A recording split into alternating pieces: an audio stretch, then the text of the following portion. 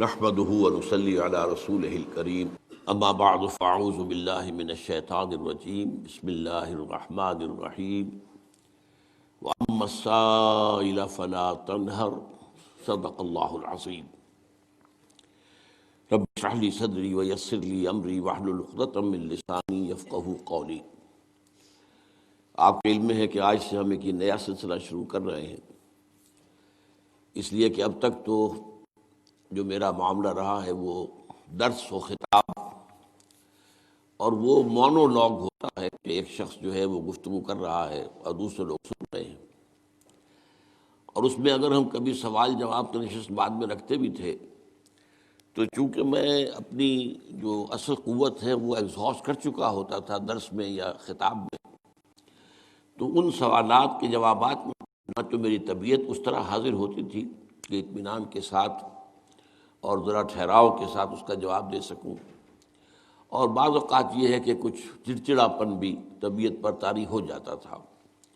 یہ معاملہ سوال جواب کی نشست میں ہو جانا بالکل ایک فطری سی بات ہے، اس لیے کہ سوالات بعض اوقات خود بھی چبھتے ہوئے ہوتے ہیں۔ وہ سوال بغرض سوال نہیں ہوتا، بلکہ بعض اوقات وہ سوال بغرض تنقید یا بغرض اعتراض یا بغرض استہزاء بھی ہوتا ہے، تو اس کا ایک رد عمل بھی طبیعت پر ہو جاتا ہے۔ بہرحال اس میں کوشش یہ ہوگی کہ آپ کے سوالات آپ کو پورا اطمینان بھی ہو کہ آپ کا سوال صحیح سامنے آ گیا ہے۔ بعض اوقات وہ ہمارے پاس لکھی ہوئی چٹیں آتی تھیں، تو کوئی چٹ رہ جاتی تھی تو بعد میں لوگوں کو اعتراض ہوتا تھا کہ ہمارے سوال کا جواب نہیں دیا گیا۔ تو آج سے ہم جو نظام بنا رہے ہیں وہ یہ ہے کہ سائل جو ہے سوال کرنے والے وہ یہاں روسٹرم پر آ کر سوال کریں گے خود۔ البتہ اس میں ذرا رسک ہم لے رہے ہیں، بعض اوقات بعض حضرات جو ہیں وہ پھر گفتگو لمبی شروع کر دیتے ہیں، وہ تقریر کا انداز ان کا ہو جاتا ہے، وہ بہرحال سوال و جواب کی نشست میں نہیں ہونا چاہیے۔ سوال یہ آپ کی اصل میں مہارت کا جو ہے امتحان ہے کہ سوال جو ہے سادہ ہو، مختصر ہو، بات سمجھ میں آ جائے، ایک دو جملوں میں سوال کر دیا جائے، یہ نہیں کہ اس کا ایک پس منظر اور اس کے پھر دلائل اور اس کا سب، وہ تو پھر تقریر کی بات ہو جاتی ہے۔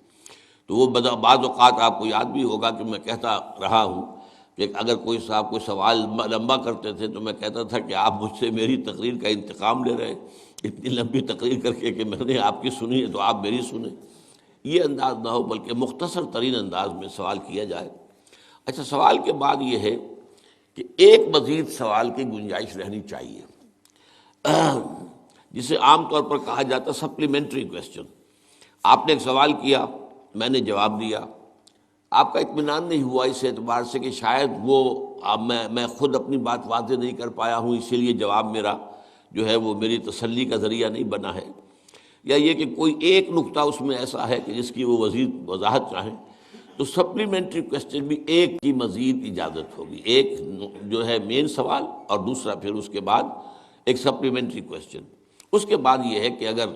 بات جو واضح آپ پر نہ ہو تو پھر مزید گفتگو کو بحث کی شکل دینے کا یہ موقع نہیں ہے۔ پھر تو یہ ہے کہ میں حاضر ہوتا ہوں روزانہ عصر سے لے کر عشاء تک، اگر میں لاہور سے باہر نہ ہوں، لاہور میں ہوں، تو یہ میں نے اپنا کھلا وقت رکھا ہوا ہے۔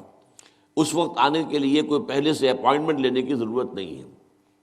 صبح کے وقت میں تو مجھ سے اپائنٹمنٹ لینی ہوتی ہے، میں اس کے بغیر ملاقات نہیں کر سکتا، میری طبیعت عام طور پر صبح کے وقت میں صحیح نہیں ہوتی، لیکن شام کو عصر سے اور عشاء تک کا وقت میں نے رکھا ہوا ہے۔ تو جو حضرات بھی مزید کسی معاملے میں، اپنے کسی مسئلے میں اگر اس کے اندر زیادہ تفصیل کے خواہاں ہوں، زیادہ بات مجھے سمجھانا چاہیں یا مجھ سے سمجھنا چاہیں، تو پھر یہ ہے کہ وہ تکلیف کریں اور شام کے اوقات میں میرے پاس قرآن اکیڈمی میں آ جائیں۔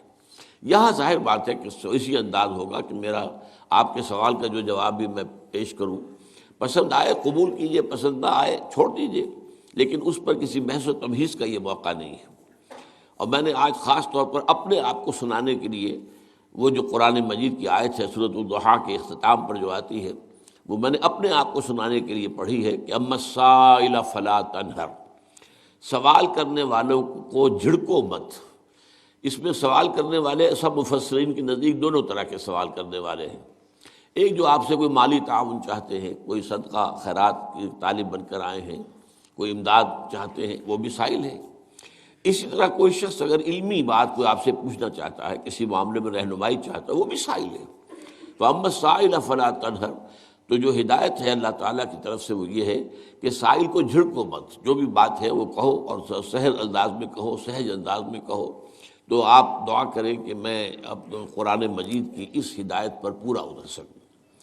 ایک آدھ بات اور بھی کہ یہاں جو سوالات ہیں اس میں ایک سیلف سینسر آپ کو خود لگا لینا چاہیے۔ پہلے یہاں ہوتا تھا کہ حضرت عارف رشید یہاں بیٹھے ہوتے تھے تو وہ کچھ چٹیں چھوڑ جاتے تھے، اس کی وجہ کیا ہے کہ بارہا میں نے کہا ہے کہ میں مفتی نہیں ہوں، فقہی سوالات میں نہیں چاہتا کہ مجھ سے کیے جائیں، اور اگرچہ میری رائے ہوتی بھی ہے بعض اوقات،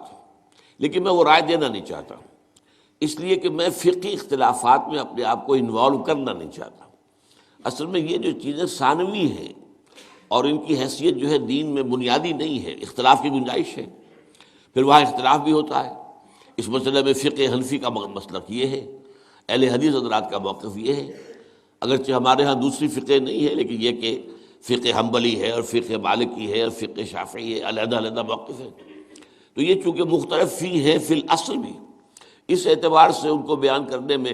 پھر یہ کہ آدمی کے اوپر لیبل لگ جاتا ہے کسی بھی جو ہے وہ فقہ کا۔ اور میں جو بھی کام بنیادی کر رہا ہوں دین کا،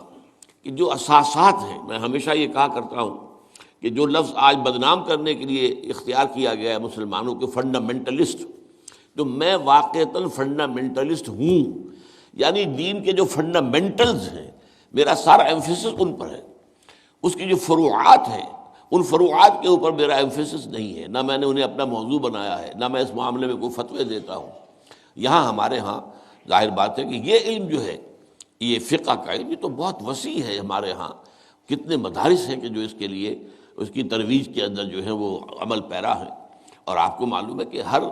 جو بھی مسجد ذرا سی بھی سائزیبل مسجد ہے، بہت چھوٹی چھوٹی مسجدوں میں تو ہو سکتا ہے کہ صرف جو ہے ناظرہ پڑھنے والے اور حافظ صرف وہی امام بھی ہو، کہ عام طور پر تو ہمارے ہاں جو علماء ہوتے ہیں فارغ التحصیل وہ امام ہوتے ہیں، خطیب تو وہ ہوتے ہی ہیں، بہرحال خطیب تو اس کے بغیر ہوتا نہیں، ان سے آپ کو سوالات کر سکتے ہیں اور ان سے معلوم کر سکتے ہیں۔ تو فقہی سوالات مجھ سے نہ کیے جائیں۔ باقی یہ ہے کہ جو اصل حکمت دین کا فلسفہ، دین چاہتا کیا ہے، ہمارے فرائض کیا ہیں، دین کے غلبے کی جد و جہد فرض بھی ہے یا نہیں ہے، اور اگر اس کی فرضیت ہے تو وہ کس درجے کی ہے، اس میں یہ کہ طریقہ کار کیا ہے، اس میں اگر کوئی ابہام ہے، کوئی اشکال ہے، میری باتوں کے ضمن میں کوئی سوالات آپ کے ذہن میں ہیں، تو ان کو در حقیقت ان کو ڈسکس کرنے کا یہ ہمارا فورم ہوگا انشاءاللہ العزیز۔ اور اب جو بھی حضرت صاحب آئے یہاں تشریف لائیں اور اپنا سوال کریں۔